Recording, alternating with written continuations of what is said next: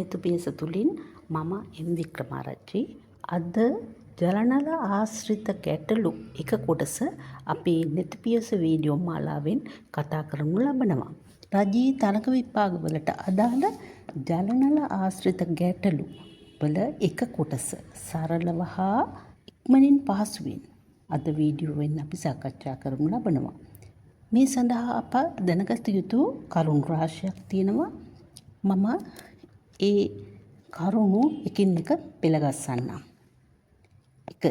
ටැංකියක් යම් නලයකින් පිරීමට විනාඩි හෝ පැය ඒ කාලයක් ගත වේ නම් විනාඩියකදී හෝ පැයකදී පිරෙන ප්‍රමාණය එක බෙදීම ඒ බව. දෙවෙනි කරුණ ලෙස සලකන්නේ ටැංකියක් හිස් කිරීමට නලයකට විනාඩි b ගත වේ නම් විනාඩියකදී හිස්වන ප්‍රමාණය එක බෙදීම b බව.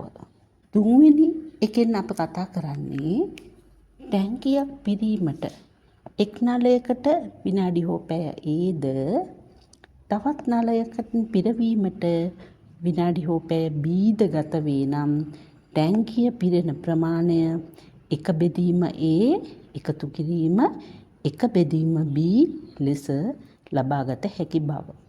හතරවෙනි අවස්ථාව අපි කියන්නේ ටැංකියක් පිරීමට එක් නලයකට විනාඩි හෝ පැය Aද තවත් නලයකින් හිස් කිරීමට විනාඩි හෝ පැය Bද ගත වේ නම් ටැංකිය පිරෙන ප්‍රමාණය එක බෙදීම A අඩු කිරීම එක බෙදීම B ලෙස ලබාගත හැකි.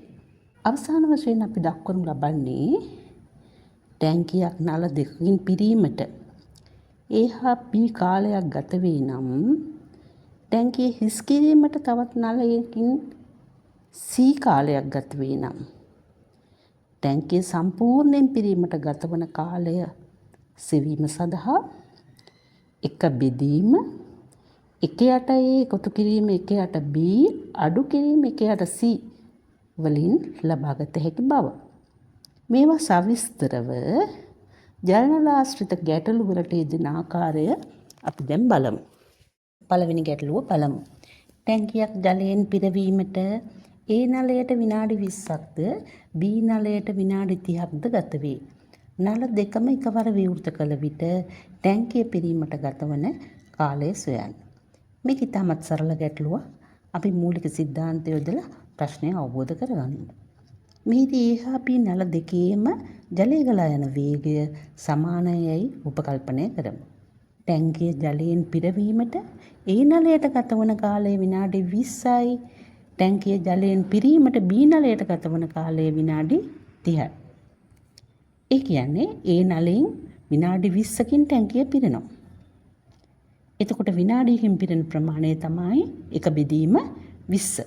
මේ ආකාරයෙන්ම B නලයෙන් විනාඩියකින් පිරෙන ප්‍රමාණය එක බෙදීම 30යි. නල දෙකම එකවර විවෘත කරාම එක බෙදීම 20 එකතු කිරීම එක බෙදීම 30 තමයි පිළිතුර වෙන්නේ.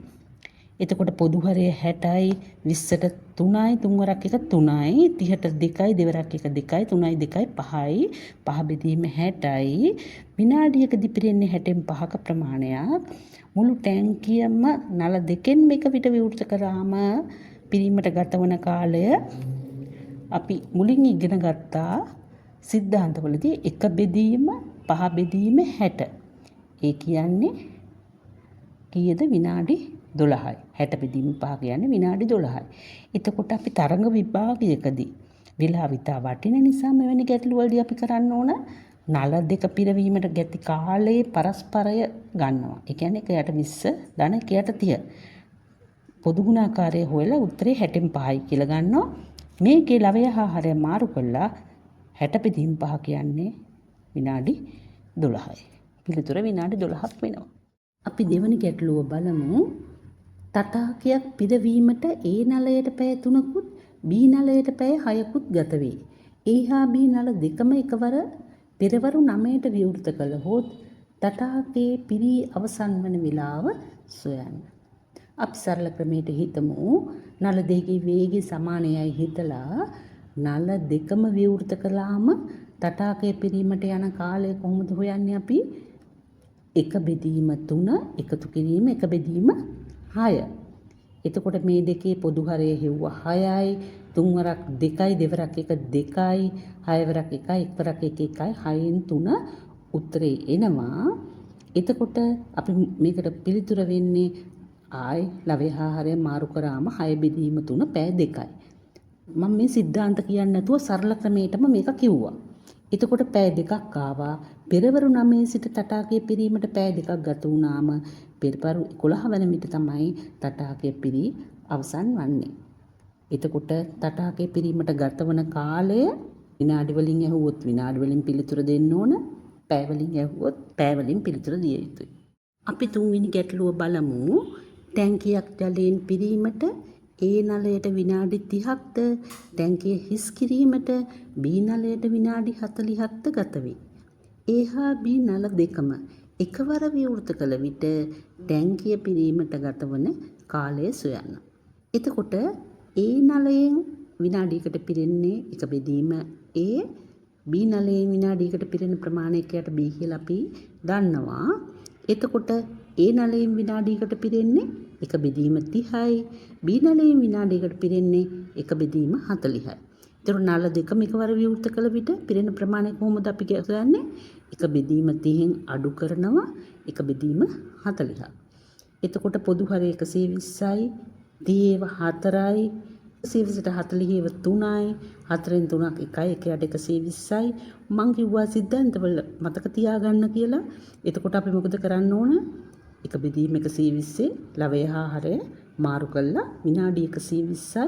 ඒ කියන්නේ 60න් බෙදුවම පැය වලින් 2ක් ගත වෙනවා උත්තරේට.